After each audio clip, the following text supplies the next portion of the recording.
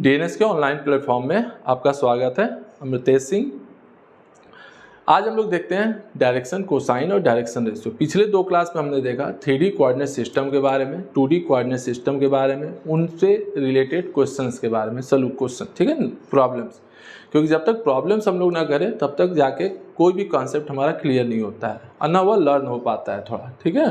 तो 2 दिन में हमने यही देखा कि 3D कोऑर्डिनेट सिस्टम क्या होता है हमारा, 2D कोऑर्डिनेट सिस्टम क्या है, डिस्टेंस का फार्मूला क्या है, पॉइंट ऑफ इंटरसेक्शन का क्या फार्मूला है, centroid of triangle and tetrahedron क्या होता है। तो ये सारी चीज़ें हमने देखी और उस पर हमने कल न्यूमेरिकल भी देखा, ठीक है ना, सेकंड क्लास में।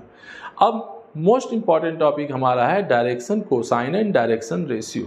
अब जरा इसको देखा जाए, ठीक है, उसी से रिलेटेड प्रैक्टिस करते रहिए। कोई भी एक तो बुक लेके, जो भी इच्छा हो, प्रॉब्लम ज़्यादा से ज़्यादा सॉल्व करना है। रीज़न क्या है कि चाहे एग्जाम सब्जेक्टिव हो चाहे एग्जाम ऑब्जेक्टिव हो, दोनों में प्रॉब्लम जरूरी है, प्रैक्टिस बहुत ज़रूरी है, ठीक है ना। बिना प्रैक्टिस किए कोई भी काम हम लोग का हो नहीं पाएगा।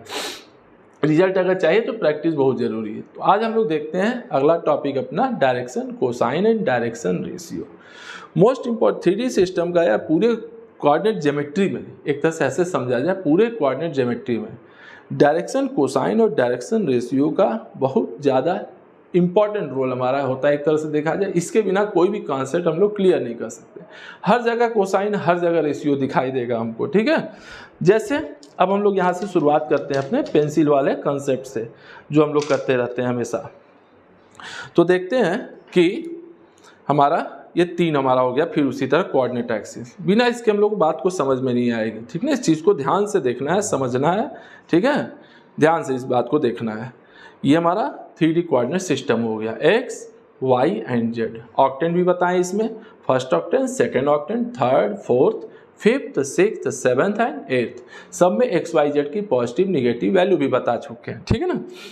अब देखते हैं कि जैसे मान लो कोई एक लाइन है, हमको किसी लाइन का चाहिए कि चलो डायरेक्शन कोसाइन क्या होता है।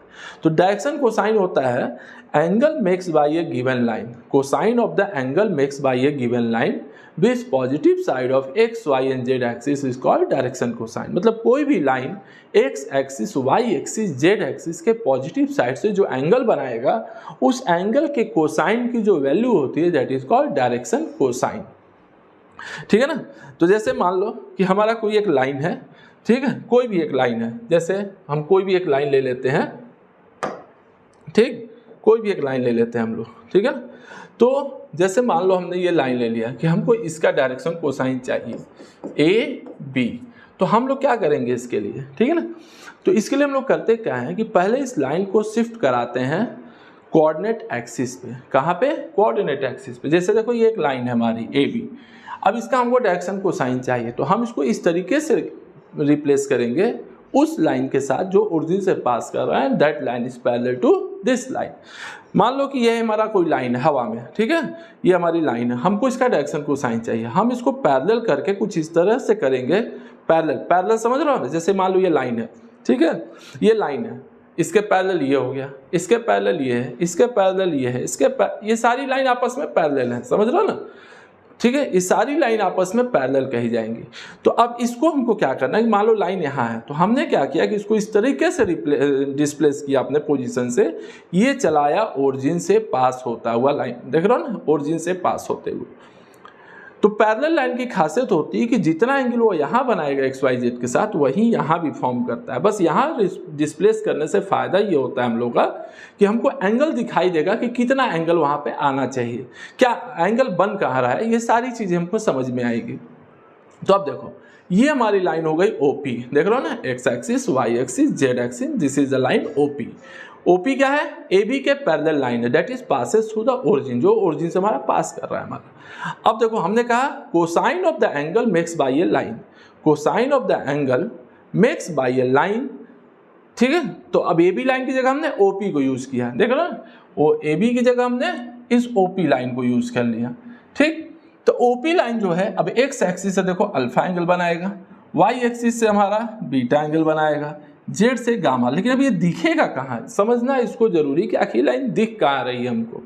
तो यहाँ देखो, अब हम यहाँ दिखा रहे हैं, ये हमारा है, देखो x axis, Y axis, Z axis, this is the alpha angle, देख रहे हो ना, ये एंगल हमारा अल्फा है। इमेजिन करो इसको, ये कुछ इस तरह का, ठीक ना, हवा में एंगल है ये अल्फा। ये क्या है, बीटा है, वाई एक्सिस के साथ beta, and this is the gamma angle, देख रहे हो ना, ये हमारा गामा एंगल है। क्या है, गामा, अल्फा बीटा गामा। यही होता है हमारा किसी भी लाइन के, मतलब अब इसकी जो कोसाइन वैल्यू होगी उसको बोलेंगे डायरेक्शन कोसाइन, यानी cos alpha, cos beta, cos gamma. तो जैसे हम लोग देखें कि जैसे ये हमारा हो गया कोऑर्डिनेट सिस्टम, ठीक है, ये हमारा coordinate system x y and z हमारा हो गया, ठीक, ये ओरिजिन हो गई। अब कोई लाइन हमारा लिया ओपी जो ए बी के पैरेलल है, कुछ ऐसा बनाएंगे कि ओ बी के पैरेलल रहे, ए बी के पैरेलल रहे, ठीक है ना। तो देखो ये लाइन हम कुछ इस तरह बना देते हैं, थोड़ा तिरछा कर देते हैं, कुछ ऐसा और तिरछा कर दो, अब लगेगा ना कि ए बी के पैरेलल है।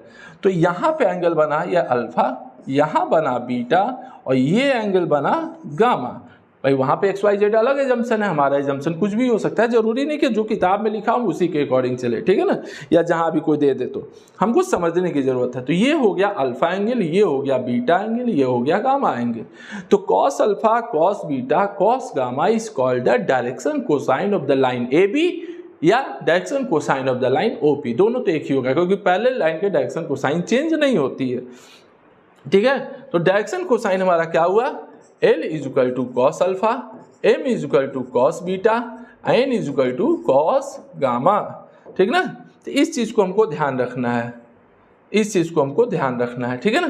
तो ये हमारा हो गया cos alpha, cos beta, cos gamma is the direction cosine. लेकिन एक कंडीशन है इसमें कि तीनों एंगल का सम कभी भी 2 पाई नहीं होना चाहिए। जो एंगल हमारा बनता है, ठीक है ना, देखो लिखा है ना पॉजिटिव एक्सिस, तो पॉजिटिव साइड, तो जो तीनों एंगल हमारे बनते हैं इनकी वैल्यू, ठीक है ना, इनके तीनों का सम जो है 2 पाई के बराबर नहीं होना चाहिए। अगर 2 पाई के बराबर होगा तो डायरेक्शन कोसाइन हमको वहाँ नहीं मिलेगा, उस पॉइंट को एंगल से हम डायरेक्शन कोसाइन नहीं निकाल सकते, ठीक है। तो यही हमारा डायरेक्शन कोसाइन होता है, देख लो, L is equal to cos alpha, M is equal to cos beta, N is equal to cos gamma, ठीक है। तो फिर से सुन लो, cosine of the angle makes by a given line, cosine of the angle makes by a given line, ठीक है, with positive side of x y z axis is called the direction cosine of the given line। तो उसको given line का हम direction cosine बोलेंगे, clear है। अब next देखते हैं, तो ये हो गया हमारा डायरेक्शन कोसाइन। अब जरा इसके बारे में हम लोग जाने थोड़ा सा और डिटेल में, ठीक है ना। तो देखो या फिर से देखो, समझो बात को, अभी आगे बहुत सारी चीजें हम बताएंगे इसमें, ठीक है ना। तो अब देखते हैं अब हम लोग कि जैसे अब देखते हैं कि कोऑर्डिनेट एक्सिस के डायरेक्शन कोसाइन क्या होते हैं। अब जैसे हमसे कोई पूछ दे कि देखो ये एक्स एक्सिस है, ये वाई एक्सिस है, ये जेड एक्सिस है, ठीक है ना। अब एक्स एक्सिस से कितना एंगल बनाएगा, 0। एक्स एक्सिस वाई एक्सिस से कितना एंगल बनाएगा, 90। एक्स एक्सिस जेड एक्सिस से कितना एंगल बनाएगा, 90, ठीक है ना। तो कोसाइन ऑफ द एंगल, बात समझना ध्यान से। तो जैसे हमने लिया ये एक्स वाई एंड जेड, ये हो गया एक्स, ठीक है, ये हो गया वाई, ये हो गया हमारा जेड, ये हो गया ओरिजिन, ठीक। तो अब मान लो हमसे कोई पूछा एक्स एक्सिस का डायरेक्शन कोसाइन, तो एक्स एक्सिस जो है एक्स के साथ, वाई के साथ और जेड के साथ क्या एंगल बनाएगा, 0, ठीक है ना। देखो 0, फिर यहाँ पे क्या बनाएगा हमको 90, फिर यहाँ क्या बनाएगा 90, देख रहे हो ना। तो x के साथ बनाएगा 0 डिग्री का एंगल, x y के साथ बनाएगा 90 डिग्री का एंगल, x z के साथ बनाएगा 90 डिग्री का एंगल, ठीक है ना। फिर उसी तरह y axis and z axis, जरा इसको देखा जाए। तो अब जो हमारा y एक्सिस है x से बनाएगा 90 डिग्री, y से बनाएगा 0, z से बनाएगा 90, z एक्सिस x से बनाएगा 90, y से बनाएगा 90 एंड z से बनाएगा 0। तो इसका मतलब अब इन तीनों का हम देखते हैं डायरेक्शन कोसाइन क्या हुआ। तो भाई ठीक है, कॉस की वैल्यू लगानी पड़ेगी। तो देखो x एक्सिस का डायरेक्शन कोसाइन, समझना बात को, तो क्या लिखोगे, cos 0, cos 90 एंड cos 90। तो वैल्यू कितनी आ गई, दैट इज 100। ये हो गया direction cosine of X axis. तो एक्स एक्सिस का डायरेक्शन कोसाइन क्या हुआ 100। रीजन क्या है, एक्स एक्सिस के साथ बनाएगा 0 डिग्री, एक्स वाई के साथ बनाएगा 90, एक्स जेड के साथ बनाएगा 90। तो हमको डायरेक्शन रेशियो क्या मिला, cosine direction cosine cos 0 cos 90 तो हमको क्या मिला 100। ठीक है ना। अब नेक्स्ट देखा जाए वाई एक्सिस के केस में, तो इसमें देखो, इसमें डायरेक्शन कोसाइन क्या होगा cos 90 degree cos 0 degree cos 90 degree. तो ये क्या मिलेगा हमें, तो दैट इज 0 1 0। देख रहा, उसी तरह जेड एक्सिस का हमको डायरेक्शन कोसाइन क्या मिलेगा cos 90 degree cos 90 degree cos 0 degree. तो यानी ये हमको कितना मिला 0 0 1। तो देख रहे हो ना, तो ये हो गया हमारा एक्स एक्सिस। ठीक है, समझना बात को। तो देखो ये हो गया direction cosine of X axis. ठीक है, ये हो गया direction cosine of Y axis.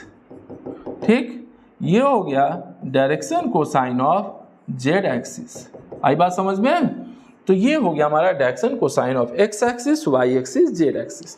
तो कभी भी डायरेक्शन कोसाइन किसका निकलेगा, लाइन का। हमेशा इस बात के दिमाग में, जैसे कोई तुमसे पूछ दे कि प्लेन का डायरेक्शन कोसाइन, तो नहीं निकलता है भाई, कभी भी लाइन का ही निकलेगा। ठीक है ना। तो डायरेक्शन कोसाइन को ध्यान से समझना कि तीनों कोऑर्डिनेट एक्सिस के डायरेक्शन कोसाइन हमारे क्या होते हैं। पूरा नोट्स मिलता जाए, बार बार उसको रिवाइज करना है और उस पर बेस्ट न्यूमेरिकल करना है। नहीं करोगे हमेशा परेशान रहोगे। जो डाउट होता है ग्रुप पे पूछ सकते हो, सॉल्यूशन उसका देंगे। ठीक है ना, कोई भी डाउट हो कहीं से इस टॉपिक से रिलेटेड। तो ये हो गया x axis, Y axis, Z axis, यानी कोऑर्डिनेट एक्सिस का डायरेक्शन कोसाइन। अब जब हम लोग आगे बढ़ते हैं तो क्लियर है। तो डायरेक्शन कोसाइन हमने देख लिया, ये जो हमारे फंडामेंटल एक्सिस होते हैं उनके डायरेक्शन कोसाइन क्या होंगे। तो इसी तरह कोई भी लाइन का हम डायरेक्शन कोसाइन बता सकते हैं। जैसे मान लो इसी में कोई कह दे, सपोज दैट यहीं पे आ गया हमारा, ठीक है ना, क्या आ गया, चलो देखते हैं। जैसे हमने एक लाइन लिया, this is parallel to x axis. क्या है, पैरेलल टू एक्स एक्सिस। तब बताओ अगर एक्स एक्सिस के पैरेलल है तो डायरेक्शन कोसाइन क्या होगा 100। सीधी सी बात है भाई, एक्स के साथ, एक्स के पैरेलल है तो एक्स के साथ क्या बनाएगा 0 डिग्री, वाई के साथ 90, जेड के साथ 90। अगर कोई लाइन अगर हमको सपोज दैट, ठीक, वाई एक्सिस के पैरेलल है, देख रहे हो ना, वाई एक्सिस के पैरेलल है, तो इसका डायरेक्शन कोसाइन क्या होगा 0 1 0। सीधी सी बात है भाई, वाई के पैरेलल है तो क्या होगा, वाई से 0 डिग्री, एक्स से 90 डिग्री, जेड से 90 डिग्री, तो 0 1 0 बनाएगा हमारा। ठीक है ना। तो इसी तरह से हम कुछ भी बता सकते हैं लाइन के बारे में। नेक्स्ट टॉपिक देखते हैं, किसी पॉइंट का कोऑर्डिनेट हम लोग डायरेक्शन कोसाइन के टर्म में कैसे एक्सप्लेन करते हैं। जैसे देखो वही चीज़ है, अब हम इसको यहाँ फिर से बनाने जा रहे हैं। जैसे हम लोग ले लिए, ठीक ना, ध्यान से देखना, ठीक, this is the x axis. मान लो हम इसी को एक्स ले लेते हैं, ब्लैक वाले को एक्स ले लिए, रेड वाले को वाई ले लिए, व्हाइट वाले को जेड एक्सिस ले लिए। अब जब ले लिए तो अब इस पे देखो, हमने एक लाइन बनाया OP, जिसका डायरेक्शन कोसाइन कुछ भी है मान लेते हैं, ठीक ना, कुछ भी ले लेते हैं। अब देखो कि होगा क्या, ध्यान से देखना, समझने वाली चीज़ है, इंपॉर्टेंट चीज़ है कि अगर इस पॉइंट का कोऑर्डिनेट हमने मान लिया कि चलो एक्स वाई जेड है, इस पॉइंट का कोऑर्डिनेट क्या है एक्स वाई जेड। देखो यहाँ लिखा है ना एक्स वाई जेड, इस पॉइंट का कोऑर्डिनेट क्या है एक्स वाई जेड, ठीक है ना। तो मान लो इसका कोऑर्डिनेट, चलो ठीक है एक्स वाई जेड, यहाँ एंगल बन रहा है अल्फा। क्या बन रहा है अल्फा। तो जब यहाँ से परपेंडिकुलर डालोगे तो बताओ एक राइट एंगल ट्रायंगल बनेगा। ये हमारा एक हवा में राइट एंगल ट्रायंगल बनेगा। ध्यान से देखना, ये हवा में हमको तिरछा राइट एंगल ट्रायंगल बन रहा है, यहाँ 90 डिग्री का एंगल। तो बताओ ये डिस्टेंस हो गया x, ये डिस्टेंस क्या हो गया x, और ये हो गया cos अल्फा। तो बताओ राइट एंगल ट्रायंगल में cos अल्फा निकालोगे तो क्या आएगा, base upon hypotenuse. Base upon hypotenuse मतलब आधार बटे कर्ण। तो आधार हो गया हमारा x, कर्ण हो गया OP, मतलब OP डिस्टेंस, O से P पॉइंट के बीच का डिस्टेंस। तो जरा देखें अब हम लोग कि जैसे मान लो कि अब OP का फार्मूला क्या लिखोगे, अंडर रूट डिस्टेंस फार्मूला जो परसों पढ़ाए थे फर्स्ट लेक्चर में वही हम लोग अप्लाई कर लेंगे, y minus zero square plus z minus zero square. तो कितना आया हमारा under root x square plus y square plus r square, ठीक है, आर स्क्वायर लिख रहे हैं जेड स्क्वायर, ठीक है। मान यही हमारा ओपी हो गया, जिसको हम लोग आर एज्यूम कर लेते हैं। क्या एज्यूम कर लेते हैं? आर ले लो, मान लो, चलो ठीक है आर है। ये ओपी डिस्टेंस कितना हमारा आर है। तो जब यहाँ से परपेंडिकुलर डालोगे तो कॉस अल्फा कितना होगा? X by r. तो बताओ डायरेक्शन कोसाइन के हिसाब से एल बराबर कॉस अल्फा, तो बेस अपॉन हाइपोटेनस होगा ना, यानी आधार बटे कर्ण। तो बताओ L is equal to x by r आया। ठीक उसी तरीके से एम की वैल्यू कॉस बीटा आएगी, तो कितना आ जाएगा? वाई बाई आर, और एन की वैल्यू कॉस गामा मतलब जेड बाई आर। तो इसका मतलब ये हुआ कि एक्स की वैल्यू हो गई एल आर, वाई की वैल्यू एम आर, जेड की वैल्यू एन आर। ठीक रहा ना, वही सारी चीजें हैं, ठीक, जिसको यहाँ सिमिलरली करके लिख दिया है। भाई बुक में तो भाई बहुत सारी चीजें डायरेक्ट भी लिखा रहता है, ठीक है ना। तो ये नोट्स मिलता रहेगा, ठीक ना, इसको बढ़िया से रिवाइज करना, वीडियो देखते रहना, ठीक है ना, क्लियर हो जाएगा कॉन्सेप्ट हमारा। तो अब देखो वही चीज, जब यही काम हम लोग इधर करेंगे, अब वही परपेंडिकुलर वाई एक्सिस पे डालो, देख रहे हो ना, ये हवा में देखो राइट एंगल ट्रायंगल बनेगा। तो अब देखो थोड़ा सा तिरछा हो जा रहा है ये पेन हाथ में लेने में, तो चलो देखो, हाँ ठीक बन गया। तो यहाँ पे जब परपेंडिकुलर, ये डिस्टेंस वाई हुआ, ये आर हुआ, यही एंगल ना कॉस बीटा है। देखो ये ट्रायंगल हवा में है, ध्यान से देखना, हवा में है ये, ठीक, तो किसी प्लेन में नहीं है हमारा, किसी प्लेन में नहीं है, ठीक। तो कॉस बीटा क्या होगा? Y upon r. उसी तरह जब यहाँ परपेंडिकुलर डालोगे, ठीक है ना, यहाँ, तो क्या बनेगा? ये एंगल कॉस गामा, तो कॉस गामा, तो जेड अपॉन आर हो जाएगा। दिस इज द जेड, ये जो परपेंडिकुलर डिस्टेंस हमारा लेंथ ऑफ परपेंडिकुलर बनेगा वो जेड होगा हमारा। जेड मतलब ओरिजिन से इस इंटरसेक्टिंग पॉइंट के बीच का डिस्टेंस, देख रहे हो इस पॉइंट का, ये जो पॉइंट है हमारा, ठीक, इसका ओरिजिन से जो डिस्टेंस है वो जेड कोऑर्डिनेट होता है, तो जेड बाई आर हमको, तो एन। तो इस तरह से हम किसी भी पॉइंट का कोऑर्डिनेट चाहे तो आराम से पता कर सकते हैं कि भाई किसी पॉइंट का कोऑर्डिनेट हम क्या ले सकते हैं। तो देख रहे हो ना, तो ये जो पॉइंट हमारा है ये, तो इसको हम लिख सकते हैं L r, M r, N r, देख रहे हो ना। तो आर की वैल्यू कितनी है? Under root x square plus y square plus z square. तो ये नॉर्मल सी चीजें हैं कि अगर डायरेक्शन को साइन पता हो तो किसी लाइन के एंड पॉइंट का अगर कोई एक पॉइंट वहाँ फिक्स कर दे किसी पार्टिकुलर डिस्टेंस पे, आर डिस्टेंस पे, जैसे यहाँ पे फिक्स है ना ये आर डिस्टेंस पे, तो अगर आर पे हम फिक्स कर दे, समझा बात को, तो उस पॉइंट का कोऑर्डिनेट इजीली बता सकते हो। तो इसको बोलते हैं coordinate of point in term of direction cosine. तो इजीली हम लोग बता सकते हैं, बस डिस्टेंस पता होना चाहिए ओरिजिन से, कि ओरिजिन से उस पॉइंट का डिस्टेंस कितना है। अगर वो नहीं पता रहेगा तब मुश्किल काम है थोड़ा सा, ठीक है ना। अब देखते हैं नेक्स्ट पॉइंट अपना रिलेशन। तो बताओ सीधी बात, हमने डिफिनीशन में ही कहा क्या कि cosine of the angle makes by a line with positive side of x y z. Cosine of the angle, क्या बोले? कोसाइन ऑफ द एंगल मतलब डायरेक्शन कोसाइन जो होता है क्या होता है? L is equal to cos alpha, M is equal to cos beta, N is equal to cos gamma. तो सबसे पहली चीज हमको ये देखने को मिलती है, सबसे फर्स्ट पॉइंट, अगर हमने कहा कि चलो ठीक है कॉस अल्फा है तो cos alpha, cos beta, cos gamma का मतलब अब जानते होगे कि कॉस का रेंज कितना होता है? -1 से +1। तो ऑब्वियस सी बात है इनकी वैल्यू क्या होगी? लेस देन इक्वल टू -1 से +1, यानी कि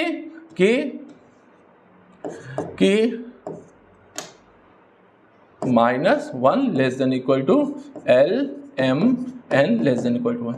मतलब एलिमेंट की वैल्यू हमेशा, ठीक ना, इस चीज को ध्यान देना, एलिमेंट की वैल्यू हमेशा हमको -1 और 1 के बीच में आएगी। अगर कोई कहता है कि किसी लाइन का direction ratio, direction cosine of line कितना है? 1 2 3, क्या है? 1 2 3, 1 2 3। तो समझ जाओ कि ये क्या बता रहा है? रॉन्ग। पॉसिबल ही नहीं है कि डायरेक्शन कोसाइन 1 2 3 हो जाए, पॉसिबल ही नहीं है, पहली बात जान लेना। जैसे एक चीज़ और बताया ना कि alpha plus beta plus gamma की वैल्यू 2 पाई नहीं हो सकती, वैसे ही एलिमेंट की वैल्यू 1 2 3 नहीं हो सकती। मान लो 1 तो हो भी जाएगा, 2 3 तो पॉसिबल ही नहीं है, क्योंकि कॉस अल्फा की वैल्यू कभी भी 1 से ज़्यादा मिलेगी ही नहीं। तो हमेशा बात समझता है कि डायरेक्शन कोसाइन अगर बोला कि चलो 1 2 3 है तो समझ जाओ गलत बता रहा है, सीधा सीधा गलत बता रहा है, ठीक ना। तो पहली चीज़। दूसरी बात, दूसरी इंपॉर्टेंट चीज़ कि जैसे हमने ये पॉइंट लिया है, ठीक है ना, जैसे ए बी का के पैरेलल ये लाइन हमने ओपी ले लिया, ठीक, ये क्या है, पैरेलल है यार, ठीक। तो ओपी की वैल्यू क्या हो जाएगी, आर बराबर under root x square plus y square plus z square. अगर पी पॉइंट का कोऑर्डिनेट कितना है हमारा, अगर पी का कोऑर्डिनेट हमारा एक्स वाई जेड है तो, ठीक ना,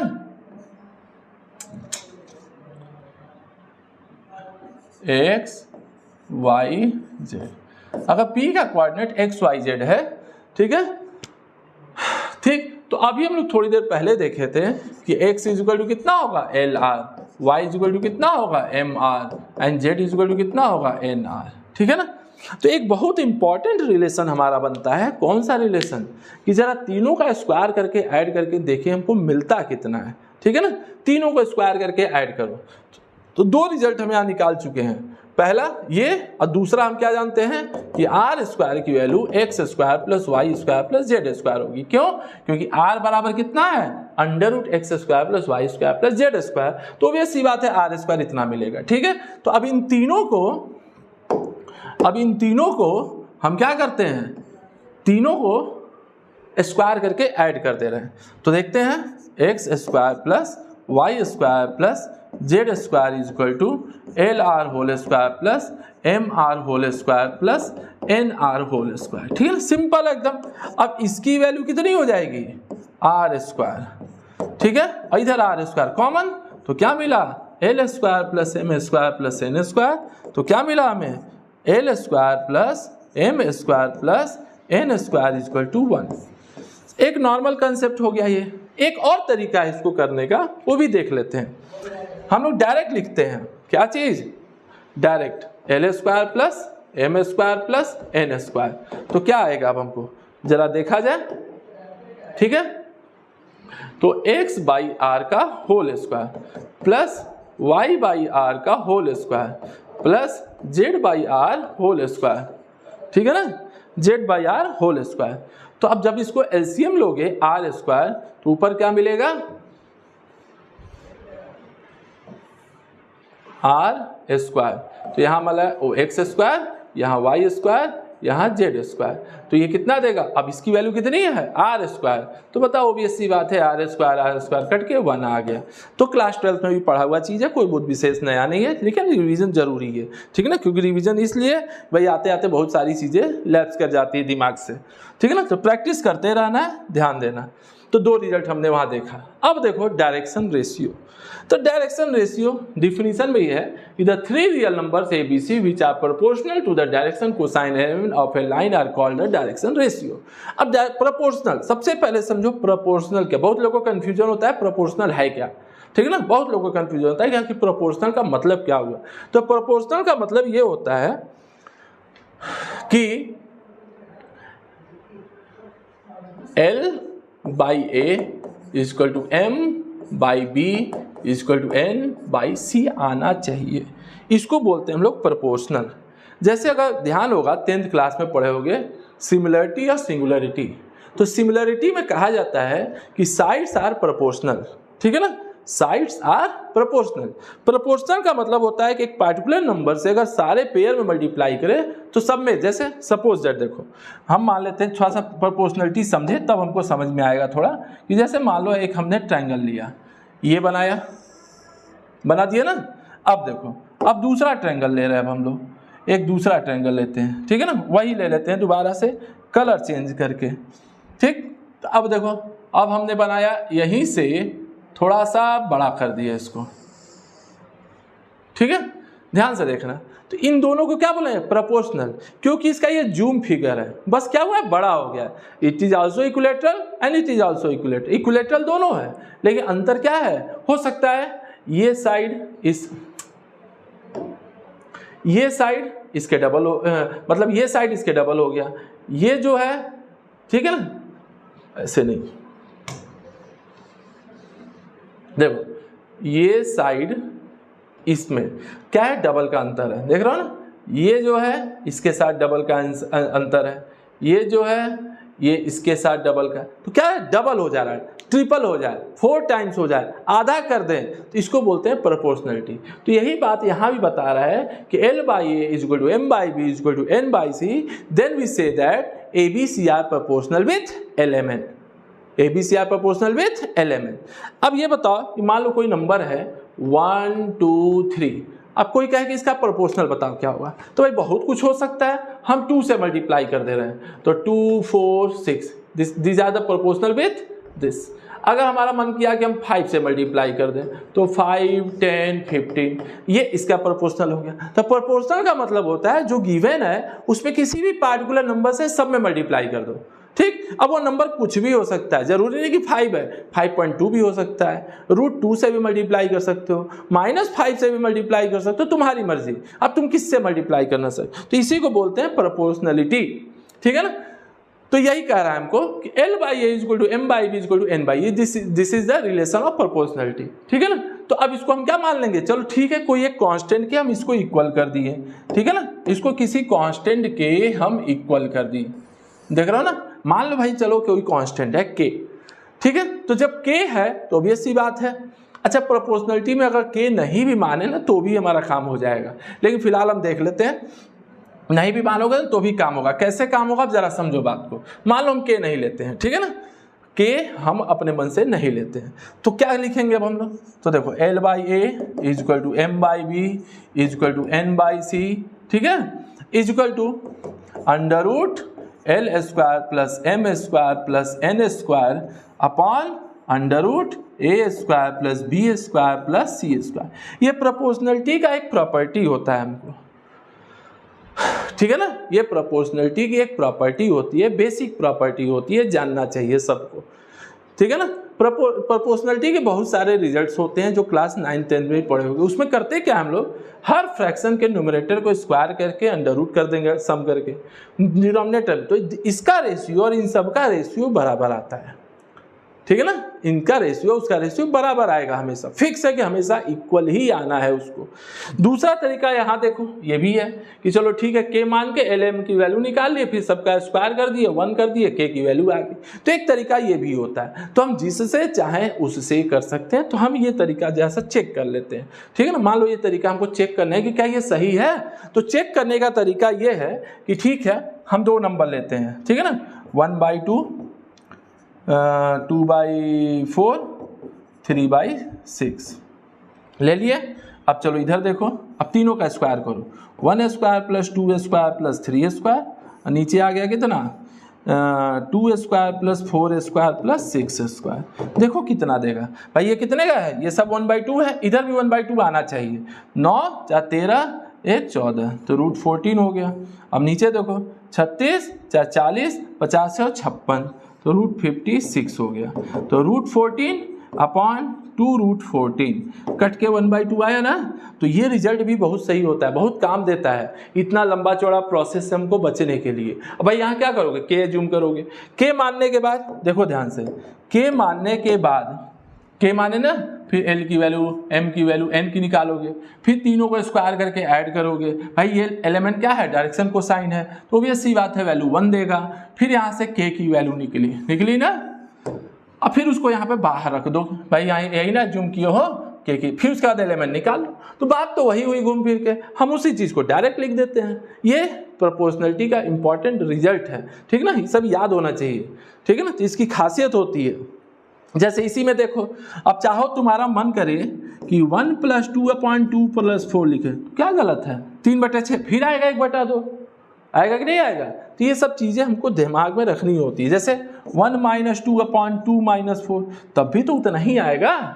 तो ये खासियत होती है, प्रोपोर्शनलिटी की इंपॉर्टेंट रिजल्ट्स हैं। तो इससे क्या हुआ, अब इसकी वैल्यू आ गई, अब भाई रूट लगाया तो प्लस माइनस हमको लगा देना चाहिए, तो ऊपर हो गया 1 और नीचे हो गया A² + B² + C²। अब देखो, पहले और अंतिम को लो, दूसरे और अंतिम को लो, और तीसरे और अंतिम को ले लो, तो 3 रिजल्ट बनेंगे, देख रहे हो ना, L M N तीनों आ गया।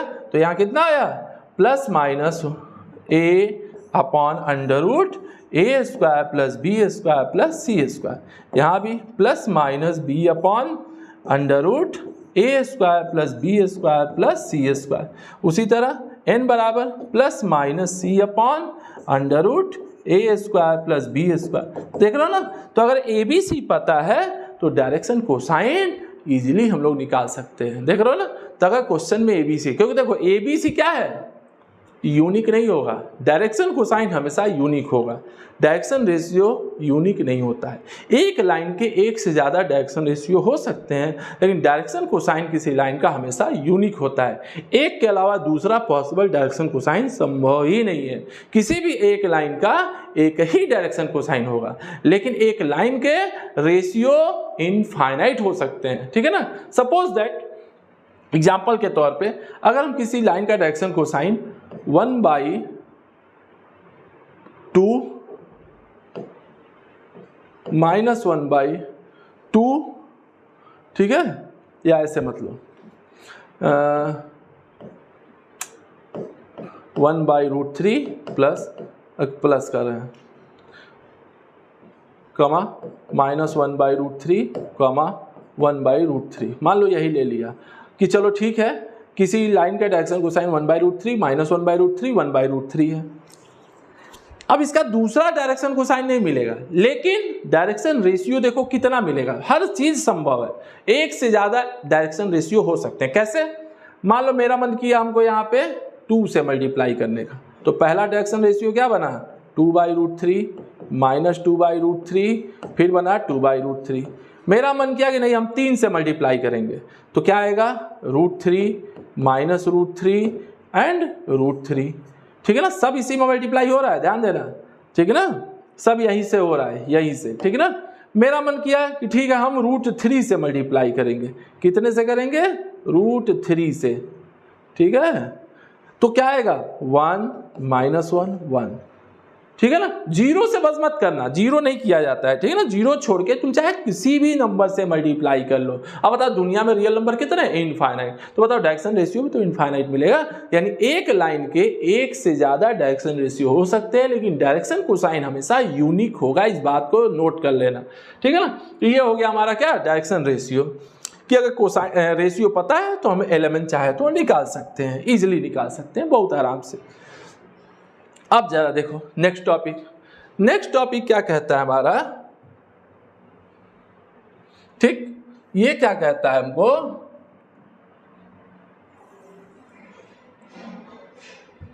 देखो ये क्या कहता है हमको, direction cosine of a line through the 2 points. 2 point से अगर कोई लाइन पास करता है तो उसका डायरेक्शन कोसाइन क्या होगा। ठीक है ना, इंपॉर्टेंट पॉइंट, कोई भी 2 पॉइंट से पास करने वाले लाइन का डायरेक्शन कोसाइन पूछा जा रहा है।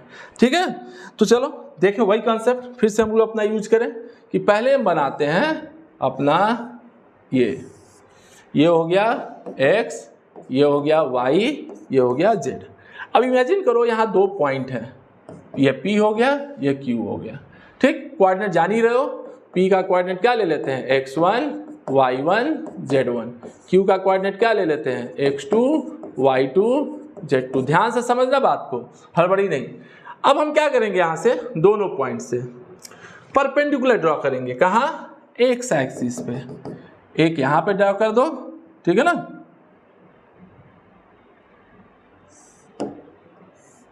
ठीक, देखो एक यहाँ पे ड्रॉ कर दिए और एक यहाँ पे ड्रॉ कर दिए। ठीक, और एक यहाँ पे ड्रॉ कर दिए। हमने 3 परपेंडिकुलर ड्रॉ कर लिया यहाँ। ठीक है ना, तो ऑब्वियस सी बात है, अगर इसका कोऑर्डिनेट x1 y1 z1 है तो ये डिस्टेंस कितना होगा x1। ठीक है ना, ठीक, और उसी तरह ये डिस्टेंस कितना होगा x2। देख रहे हो ना, तो बीच का डिस्टेंस कितना आया x2 माइनस x1। समझ रहे बात को, तो बीच का डिस्टेंस हमारा आ गया x2 माइनस x1। तो इस चीज को ध्यान से देखना है हमको, और ये एंगल हो जाएगा अल्फा। भाई जो यहाँ बनता है वो वहां बन रहा है, कोई फर्क नहीं पड़ना है। सेम प्रोसेस हम लोग वाई एक्सिस से करेंगे, सेम प्रोसेस हम लोग जेड एक्सिस से करेंगे, ठीक है ना, तीनों से बारी बारी से। तो बताओ सबसे पहले कि कॉस अल्फा कितना होगा हमारा, ठीक है ना, कॉस अल्फा की वैल्यू क्या होगी। तो क्या होता है, बेस अपॉन हाइपोटेनस, आधार बटे कर्ण। तो क्या हो गया, x2 minus x1 upon P Q. P Q क्या है, डिस्टेंस बिटवीन पॉइंट्स, दोनों पॉइंट के बीच का डिस्टेंस। चाहे तो हम वेक्टर मेथड से भी इस क्वेश्चन को कर सकते हैं, कोई जरूरत नहीं, आराम से कर सकते हो चाहो तो बस कार्टेशियन पहले समझो। तो कॉस अल्फा हो गया x2 minus x1 upon P Q, ये हो गया इस लाइन का L, डायरेक्शन कोसाइन का L, देख रहे हो ना, x2 minus x1 upon P Q. सीधी सी बात है भाई, कॉस अल्फा यहाँ लगाओगे तो यही मिलेगा हमें, तो ठीक है ना। उसी तरह जब यही काम हम q के लिए करें, वाई एक्सिस के लिए करेंगे, तो m बराबर क्या मिलेगा, y2 minus y1 upon P Q. वही काम n के लिए करेंगे, तीसरे के लिए, तो z2 minus z1 upon P Q. Simple सी चीज है। अब पी क्यू तो देखो, तो कॉस बीटा कितना हो जाएगा, y2 minus y1 upon P Q बराबर m, एंड कॉस गामा की वैल्यू होगी z2 minus z1 upon P Q, जिसकी हो गया n। अब पी क्यू कितना हो गया, डिस्टेंस बिटवीन टू पॉइंट्स, तो कितना आ गया, x2 minus x1 square plus y2 minus y1 square plus z2 minus z1 square, ठीक है ना। तो ये हमारा pq हो गया। तो इस चीज को दिमाग में रखना है, ठीक है ना, कि दो पॉइंट से पास होने वाले लाइन का डायरेक्शन कोसाइन क्या होगा, तो यही होगा हमारा, देख रहे हो ना। हाँ, अगर तुमसे कोई पूछ दे रेशियो क्या होगा, क्या पूछ दे, रेशियो, तो रेशियो भाई सिंपल सी चीज है, दोनों क्वाड्रेंट को बस माइनस कर दो तो हमारा रेशियो निकल गया। सबसे आसान तरीका भाई, वही बेस सी बात है ना, कि अगर ये डायरेक्शन कोसाइन है हमारा दिस इज, तो सब में पी क्यू से मल्टीप्लाई कर दो, सब में पी क्यू से मल्टीप्लाई कर दो, जो मेरा मन करे। तो हम बताए ना कि किसी भी चीज से मल्टीप्लाई कर सकते हो, तो तीनों में पी क्यू से मल्टीप्लाई कर दो, तो ये पी क्यू कट गया, तो क्या बचा रेशियो में, x2 minus x1 y2 minus y1 z2 minus z1। तो दो पॉइंट से अगर लाइन पास कर रहा है और डायरेक्शन रेशियो पूछा है, सिंपल दोनों के कोऑर्डिनेट को माइनस कर दो, रेशियो पूछा डिस्टेंस से डिवाइड कर दो, काम हो गया। अब देखते हैं next point, projection of a line through two points on another line which direction cosine are LMN। Important चीज है प्रोजेक्शन समझना। सबसे पहले प्रोजेक्शन समझना होगा कि प्रोजेक्शन है क्या। तो प्रोजेक्शन का मतलब होता है, पहले समझो बात को, जैसे ये एक लाइन है और ये एक दूसरी लाइन है, हम इससे प्रोजेक्शन डाल रहे हैं, ठीक है ना, ध्यान से समझना। जैसे ऊपर वाली लाइन का प्रोजेक्शन इस नीचे वाले पे हमको बनाना है, हमको प्रोजेक्शन चाहिए। तो प्रोजेक्शन का मतलब ये होता है कि जब हमको प्रोजेक्शन चाहिए तो हम क्या करेंगे, ऊपर से लाइट डालेंगे। इमेजिन करो कि ऊपर से लाइट आ रही है, इस लाइन के परपेंडिकुलरली लाइट आ रही है, क्योंकि दोनों एक प्लेन में होंगे तभी प्रोजेक्शन बनता है जनरली। तो ठीक है, ये लाइट आ रही है, ठीक है, ऊपर से लाइट, तो लाइट की शैडो की लेंथ क्या होगी, यही ना इतनी होगी। यहाँ पे दो परपेंडिकुलर जब ड्रॉ करोगे तो ये जो लेंथ आएगी वही शैडो होगी। मान लो इस लाइन को वर्टिकल कर दिए तो लेंथ ऑफ शैडो क्या हो जाएगा, 0, और एकदम सटा दोगे, हॉरिजॉन्टल कर दोगे तो जितनी लाइन की लेंथ होगी उतना ही प्रोजेक्शन आएगा। तो इसका मतलब ये हुआ, प्रोजेक्शन का मतलब पहले समझो, तब बाकी चीजें बाद में देखेंगे। जैसे ये लाइन है, अलग अलग केस देखते हैं, ये लाइन है और ये कोई दूसरी लाइन है, तो प्रोजेक्शन कितना हुआ, यही ना प्रोजेक्शन हुआ हमारा। मान लो लाइन है और ये लाइन कुछ इस तरह खड़ी है, वही लाइन ऐसे होगी, तो इसको ऐसे खड़ा कर दो तो ये प्रोजेक्शन हो गया।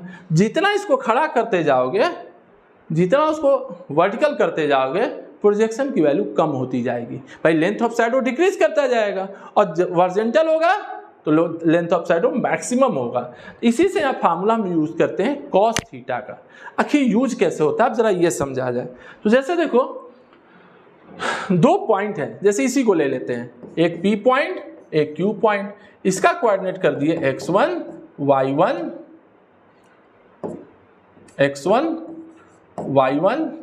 z1, इसका कर दिए x2 y2 z2, ले लिए। अब देखो प्रोजेक्शन हमारा यही बनेगा, ठीक। तो ये हमने ले लिया x1 y1 z1 x2 y2 z2।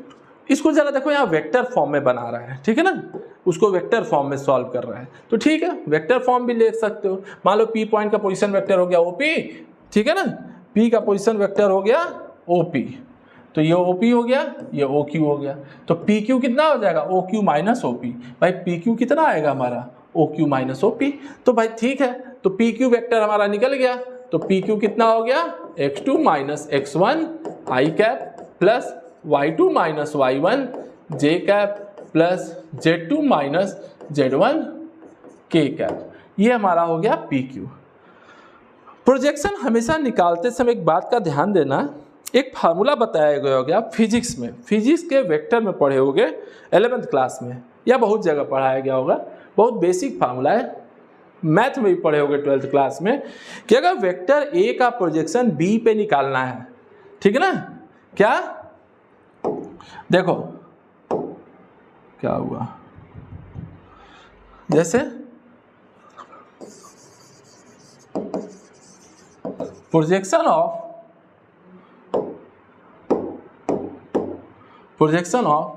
Vector A on B, मान लो ए का प्रोजेक्शन बी पे निकालना है, तो फार्मूला क्या होता है, ए डॉट बी कैप।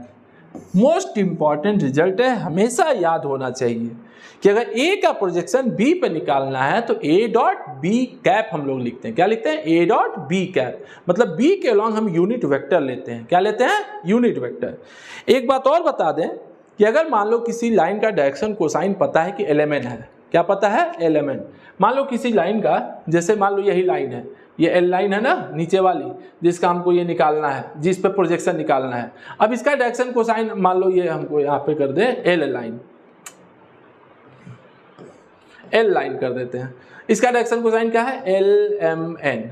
तो बताओ इस लाइन के लॉन्ग जो यूनिट वेक्टर हम लोग अपने मन से लेंगे वह क्या लेंगे, एन कैप बराबर L I cap plus M J cap plus N K cap. यही फार्मूला होता है कि अगर एलिमेंट डायरेक्शन कोसाइन है तो उस लाइन के लॉन्ग अगर यूनिट वेक्टर अपने मन से लिखना हो तो हम L I cap plus M J cap plus N J cap लिख सकते हैं। रीजन क्या है लिखने का, क्योंकि जब इसका मॉड निकालोगे तो 1 आएगा। क्या आएगा, 1 आता है हमको। जब इसका मॉड निकालोगे तो 1, क्यों, under root L square plus M square plus N square 1 हो जाएगा, तो काम खत्म। तो इसलिए इसको हम लोग ले सकते हैं। तो अब हमको पी क्यू का प्रोजेक्शन एन पे पूछ रहा है, तो देखो यहाँ लिखा है ना अल्फा माना है यूनिट वेक्टर, देख रहे हो अल्फा यूनिट वेक्टर लिया है यहाँ पे, ठीक की बात, ठीक है। उसी पे हमको निकालना है क्योंकि एलिमेंट दिया गया है ना, ध्यान दो यहाँ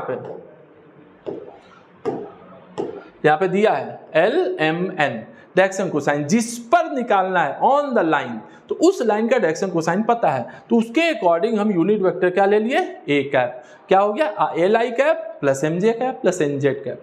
तो भाई सीधी सी बात है, प्रोजेक्शन चाहिए तो क्या लिखोगे। अब देखो इसको लिखने की यहाँ जरूरत नहीं है, ठीक है ना, ये नहीं भी रहेगा तो हमारा काम चल जाएगा। खाली P Q dot A cap कर दोगे तो भी तुम्हारा काम हो जाएगा, बहुत घबराना नहीं है हमको, क्योंकि जब हमने यूनिट वेक्टर उसको माना ही है तो इसको बस ए कैप कर दो डॉट प्रोडक्ट में, डॉट प्रोडक्ट। अब पी क्यू वेक्टर क्या है, ये रहा ऊपर वाला, ठीक, पी क्यू कहाँ रहा, ये ऊपर हमारा, ठीक।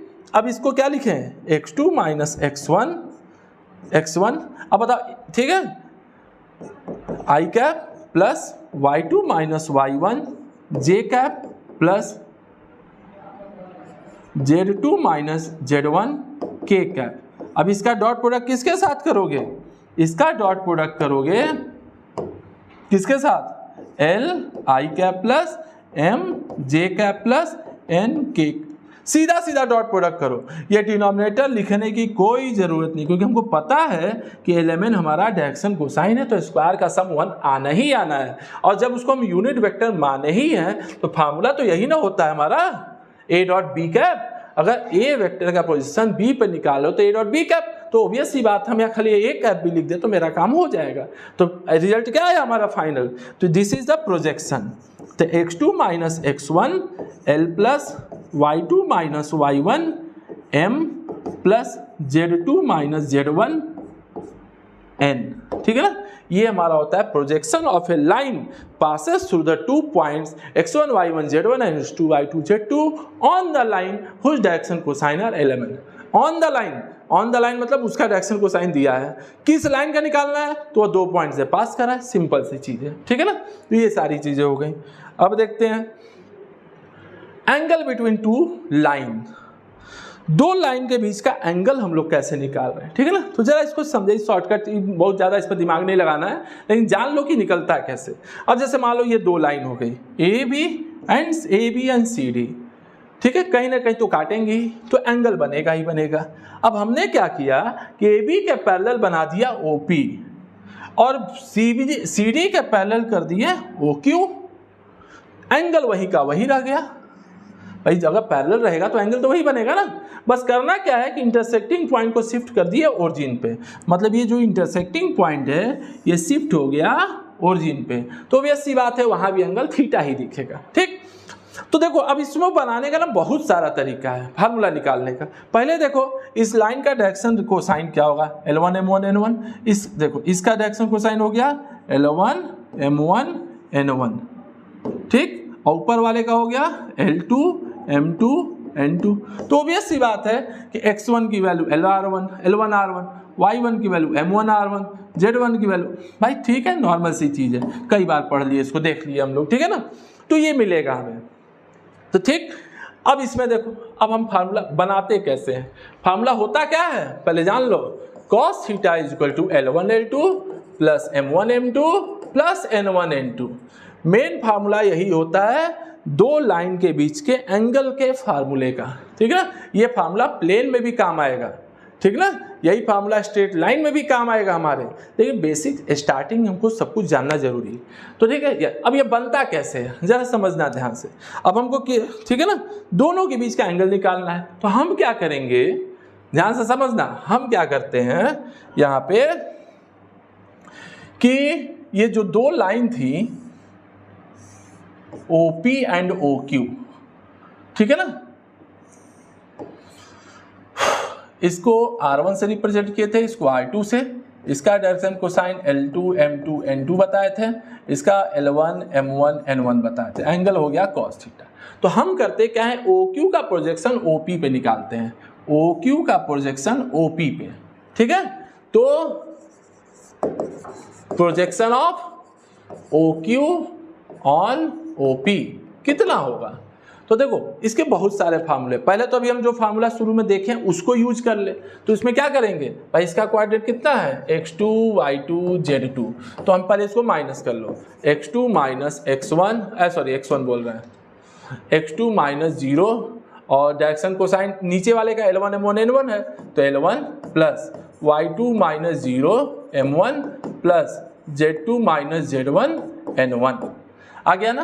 अब OQ का प्रोजेक्शन OP पे एक और तरीके से निकलता है, वो क्या होता है R2 cos थीटा। बहुत नॉर्मल कॉन्सेप्ट है कि cos कंपोनेंट ब्रेक कर दो, तो हमको क्या मिला R2 cos थीटा। अगर OQ का प्रोजेक्शन OP पे निकालना है ना, तो ये भी फार्मूला हम लोग यूज करते हैं R2 cos थीटा, ठीक है ना, क्योंकि एंगल पता है। अगर एंगल नहीं पता है तो इसको लगाएंगे, ये वाला जो अभी हम लोग फार्मूला डिराइव किए हैं, लेकिन एंगल पता है तो हम ये भी लगा सकते हैं। अब यहाँ देखो x2, L1 की वैल्यू कितनी थी अभी थोड़ी देर पहले निकाले थे, L बराबर क्या होता है XR, तो यहां लिखोगे तो क्या था x2, अच्छा x2 L1 plus y2 M1 plus z2 N1। तो देखो ये हो गया R2 cos थीटा। तो x2 की वैल्यू कितनी हो जाएगी, x2 बराबर जैसे L बराबर क्या होता है x बाई R, तो x की वैल्यू LR हो गई, तो इसको तुम लिख दोगे L1 R1 L2 plus x2 है ना, तो ये L2 R2 होगा, ठीक। यहाँ पे देखो M2 R2 M1 plus N2 R2 N1। तो देखो अब यहाँ पे कि R2 cos थीटा, यहाँ पे R2 कॉमन कर लो, तो L1 L2 plus M1 M2 plus N1 N2, देख रहे हो ना, R2 काट दो, cos थीटा का फार्मूला बन गया, ठीक। तो इसी तरीके से हम चाहे तो cos थीटा आराम से निकाल सकते हैं, देखो यहाँ निकल गया ना, तो डिराइव करके निकाल सकते हैं इजीली, कोई टेंशन नहीं है, ठीक।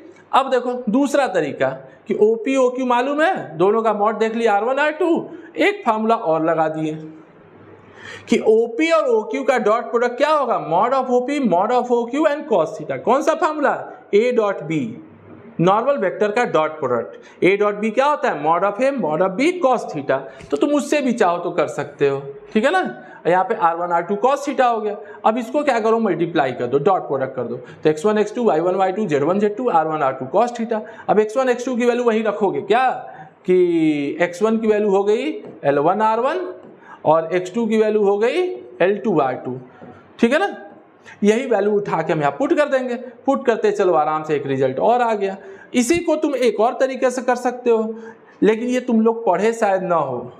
यूपी बोर्ड के स्टूडेंट तो शायद जानते भी होंगे, सीबीएसई बोर्ड में ये सिलेबस में है ही नहीं 11th क्लास में।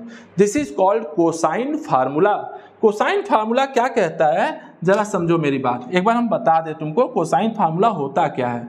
ठीक, जैसे मान लो हमने ये ट्रायंगल बनाया ABC, ठीक है। ठीक, ये ए के सामने का साइड हो गया ए, बी का सामने का बी, सी के सामने का सी, ठीक है। ये एंगल हो गया ए, ये बी, ये सी। तो हम cos ए जब लिखेंगे तो क्या लिखेंगे, B square plus C square minus A square upon 2bc। This is called cosine formula. उसी तरह cos b लिखना होता है तो क्या लिखते हैं, C square plus A square minus B square upon 2ca। इसको बोलते हैं कोसाइन फार्मूला। इसी तरह cos c भी लिख सकते हैं। तो उसी कोसाइन फार्मूले का यहाँ यूज कर लिया, किसमें, ट्रायंगल POQ में। तो इसमें क्या कर दिया, cos थीटा।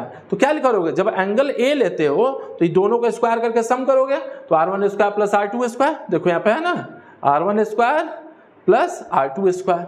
अब माइनस इसको करते हैं तो माइनस क्या होगा, PQ square minus PQ square, ठीक है ना। और अपॉन 2PQ कर दो, सॉल्व कर दो, वही रिजल्ट आना है। तो बहुत सारे तरीके हैं निकालने के, लेकिन ये डिराइवेशन एग्जाम में नहीं आएगा, बस जानने के लिए होता है। अब आगे देखा जाए एंगल बिटवीन। अब मान लो ठीक है, डायरेक्शन कोसाइन हमको मिल गया, एक फार्मूला तो मिल गया हमको, क्या, cos थीटा बराबर L1 L2 M1 N2 M2 plus N1 N2।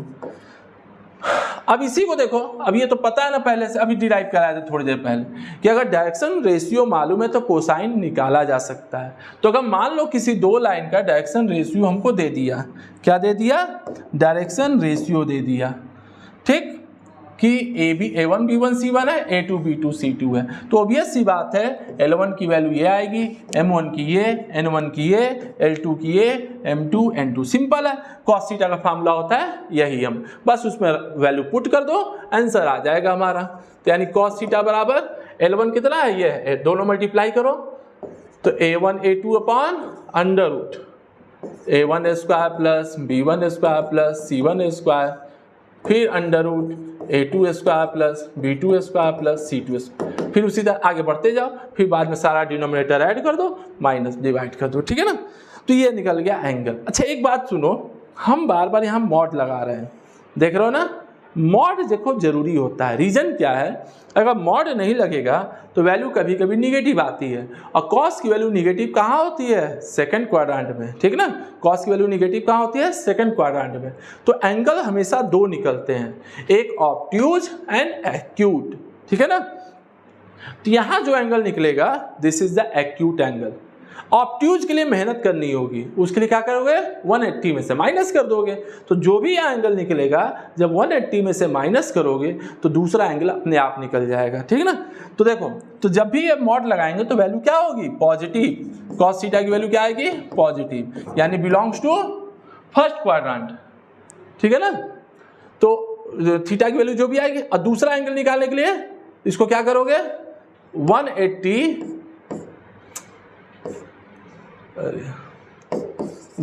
Minus theta कर देना। तो 180 में से घटा दोगे तो दूसरा एंगल अपने आप हमारा निकल जाएगा, ठीक है ना।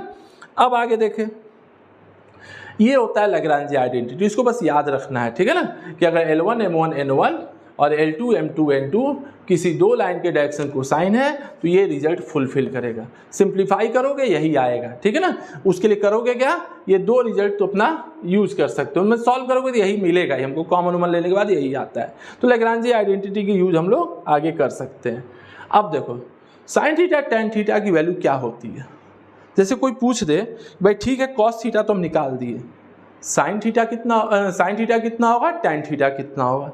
तो देखो नॉर्मल कैलकुलेशन है कि कॉस थीटा मालूम है ना, तो साइन थीटा के लिए देखो यही फार्मूला हम लोग लगाएंगे, क्योंकि हम लोग को पता है sine square theta plus cos square theta बराबर 1, नॉर्मल चीज़ है।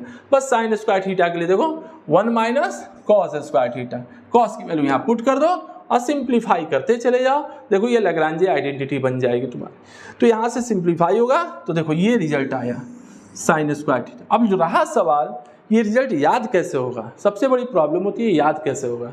तो याद करने के लिए बहुत सिंपल मेथड है कि हम लोग ऐसे लिखते हैं L1 M1 N1 L2 M2 N2। हमको लिखना है साइन थीटा का फार्मूला, ठीक है ना। साइन थीटा की वैल्यू कितनी आएगी कोसाइन के टर्म में। चलो देखो पहले ये डिटरमिनेंट लोगे, ध्यान से देखना, ये तो क्या लिख दोगे M1 M2 N1 N2 का होल स्क्वायर, फिर इसको हटा दो, अब ले लो L1 L2 N1 N2 का होल स्क्वायर, अब तीसरे को हटा दो तो L1 L2 M1 M2 का होल स्क्वायर, बन गया फार्मूला। देखो ध्यान से M1 N2 minus M2 N1 का होल स्क्वायर, फिर देखो L1 N2 minus L2 N1 का होल स्क्वायर, फिर L1 M2 माइनस, देख लो ना नॉर्मल फार्मूला। कभी कभी दिक्कत होती है याद करने में, लेकिन इस कॉन्सेप्ट को याद रखोगे तो आराम से सिंप्लीफाई हो सकता है, कोई दिक्कत नहीं है, ठीक है ना। तो ये हो गया साइन का फार्मूला, उसी तरह टेन का हो गया, परपेंडिकुलर अपॉन बेस कर देना, कुछ नहीं, ठीक है ना। दोनों के नीचे हाइपोटेनस में 1 है हमारा, तो ये हो गया रिजल्ट, लेकिन याद रखना होगा, ठीक है ना, काम देता है कभी कभी इमरजेंसी में। अब देखो तो ये अब वही चीज़ A1 B1 C1 और A2 B2 C2 अगर रेशियो दिया है तो क्या करेंगे भाई, कोसाइन में तो निकाल लिए, तो सेम फार्मूला यहाँ भी लगेगा, देख रहे हो ना, सेम चीज़ हम लोग यहाँ भी अप्लाई कर सकते हैं। जैसे देखो यहाँ लिख लो A1 B1 C1 A2 B2 C2, वैसे ही बनाओ 3 determinant A1 A2 B1 B2, ठीक है ना, plus B1 B2 C1 C2 plus A1 A2 C1 C2, देख रहे हो ना, सेम वही फार्मूला यहाँ भी अप्लाई कर सकते हो। अपॉन में वही चीज़ लिख दो, अपॉन में वही चीज़ लिख दो जो ये रूट वाला है, सेम टेन में भी अप्लाई कर सकते हो। तो समझे बात को ना। तो ये फार्मूला हम लोग आराम से डिटरमिनेंट वाले मेथड से याद कर सकते हैं। ऐसे याद करोगे दिक्कत होगी कि बहुत बड़ा फार्मूला है, जबकि बड़ा कुछ नहीं है, बस ये डिटरमिनेंट का मेथड हमको अप्लाई कर देना है, ठीक है ना। अब नेक्स्ट टॉपिक देखते हैं, condition of perpendicularity and condition of parallelism. भाई ठीक है, दो लाइन अगर पैरेलल है या परपेंडिकुलर है, तो अगर परपेंडिकुलर होगा तो एंगल क्या बनेगा 90 डिग्री, और कॉस 90 क्या होता है हमारा, कॉस 90 0। तो देखो यहाँ फार्मूला बन गया कि भाई कॉस थीटा हम जानते हैं कि ये रिजल्ट होता है हमारा, ठीक। तो अगर थीटा 90 होगा तो ऑब्वियस सी बात है कॉस 90 0। तो देखो ये रिजल्ट बन गया हमारा कंडीशन ऑफ परपेंडिकुलरिटी, ध्यान से सुनना, कंडीशन ऑफ परपेंडिकुलरिटी। सेम उसी तरीके से कॉस थीटा का फार्मूला डायरेक्शन रेशियो में क्या होता है, तो कॉस थीटा का फार्मूला डायरेक्शन रेशियो में लिखते हो A1 A2 plus B1 B2 plus C1 C2 upon under root A1 square plus B1 square plus C1 square under root A2 square plus B2 square plus C2 square. फिर वही बात cos को 90 करेंगे तो theta बराबर 90, तो cos 90 कितना देगा 0, और ये डिनोमिनेटर 0 तभी होगा जब इसका न्यूमरेटर हम 0, सॉरी ये फ्रैक्शन 0 तभी होगा जब इसका न्यूमरेटर हम 0 करते हैं। तो बन गया ना कंडीशन, कंडीशन ऑफ परपेंडिकुलरिटी।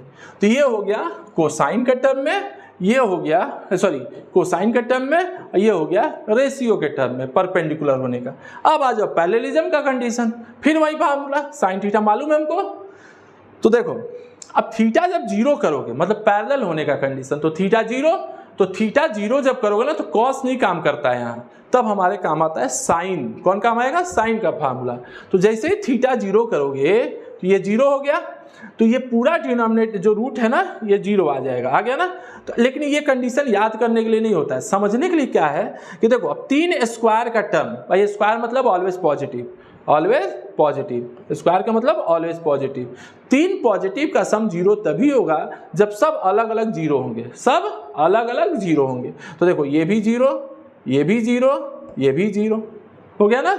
अब तीनों 0, तो देखो ये रेशियो बन गया, देख रहे हो ना, ये हमारा कंडीशन बन गया कि ठीक है L1/L2 बराबर, यहाँ से आ जाएगा L1/L2 बराबर M1/M2, यहाँ से आ जाएगा, देखो पहले वाले से आएगा L1/L2 इक्वल टू M1/M2, दूसरे वाले से देखो ये दूसरा वाला है ना, इससे आएगा M1/M2 बराबर N1/N2, और तीसरे वाले से आएगा N1/N2 बराबर L1/L2। तीनों मिला दोगे तो ये रिजल्ट बन गया, ठीक है ना। तो क्या कंडीशन बना पैरेलल होने का कि L1/L2 बराबर M1/M2 बराबर N1/N2 बराबर 1, क्योंकि प्रोपोर्शनलिटी का रिलेशन बना दिए तो बन गया रिजल्ट ये, देख रहे हो ना कि डायरेक्शन कोसाइन दोनों का बराबर होगा तभी लाइन पैरेलल कही जाएगी। अब वही अगर रेशियो में रहेगा तो A1/A2 बराबर B1/B2 बराबर C1/C2, नॉर्मल सी चीज़ है, ठीक है ना। अब देखो लास्ट टॉपिक, ठीक है ना, आज का लास्ट टॉपिक। अब इसके बाद हम लोग कल इस पे प्रॉब्लम देखेंगे, ठीक है ना। तो आज का ये लास्ट टॉपिक है हम लोग का। देखो perpendicular distance of a line from A, देखो ये क्वेश्चन हम कल करा चुके हैं, लेकिन अब यहाँ यही क्वेश्चन हम लोग कोसाइन और प्रोजेक्शन के टर्म में करते हैं कि कैसे सॉल्व होगा ये क्वेश्चन।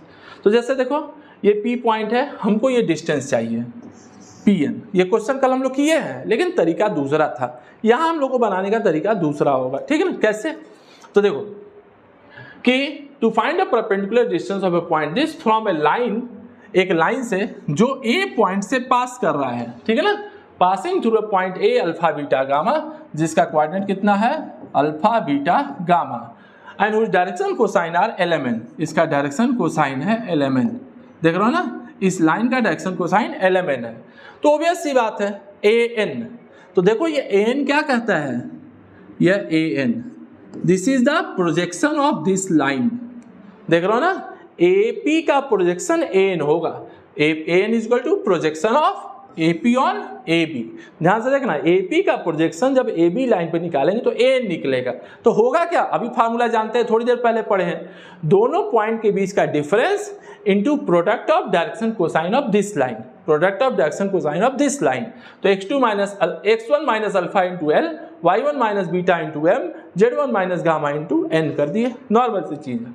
अब देखो AP क्या है, डिस्टेंस बिटवीन पॉइंट्स, तो ये आ गया हमारा। तो अब फार्मूला लगा दो, कौन, पाइथागोरस, ठीक है ना, L² plus B² equal to H²। तो हाइट हाइपोटेनस क्या है हमारा AP है, तो देखो यहाँ पे Pn² की वैल्यू आ जाएगी AP² माइनस AN², हमको Pn चाहिए ना, तो Pn² AP²। अब इसी को बस एक्सपेंड कर दो, काम हो गया तुम्हारा, ठीक है ना। तो ये मेथड भी लगा सकते हो, और चाहो तो पिछला मेथड भी लगा सकते हो। देखने में बड़ा लग रहा है लेकिन बड़ा है नहीं, सॉल्व करोगे ना तो आसानी से हो जाएगा, क्वेश्चन हम लोग करके देख लेंगे इस पर। तो कल अब इस पर हम लोग देखते हैं न्यूमेरिकल्स, ठीक है ना, प्रॉब्लम बहुत जरूरी है इस पर करना, ठीक है ना। मान लो बताने को तो बता दिए, सारी चीज़ 12 में भी पढ़े हो, यहाँ भी रिवाइज हो गया, एक एक पॉइंट हम लोग का रिवीजन हो गया, लेकिन जब तक न्यूमेरिकल हम लोग नहीं करेंगे ये चीज़ दिमाग में रहने वाला नहीं है, ठीक है ना। तो ध्यान से फिर से नोट्स को रिवाइज करिए आप लोग, जो डाउट होगा उसको पूछ सकते हैं, ठीक है ना। अब कल देखते हैं इसका प्रॉब्लम, पिछले टॉपिक से भी कुछ डाउट होगा तो भी पूछ सकते हो, ठीक है ना। तो आराम से, लेकिन पढ़ना जरूरी है, प्रैक्टिस करना भी जरूरी है। मैथ मतलब प्रैक्टिस, ठीक है ना, बस केवल प्रैक्टिस और कुछ नहीं, कितना ही पढ़ लो प्रैक्टिस नहीं करो सब बेकार हम लोग, ठीक है ना। तो इस चीज़ को ध्यान रखना है।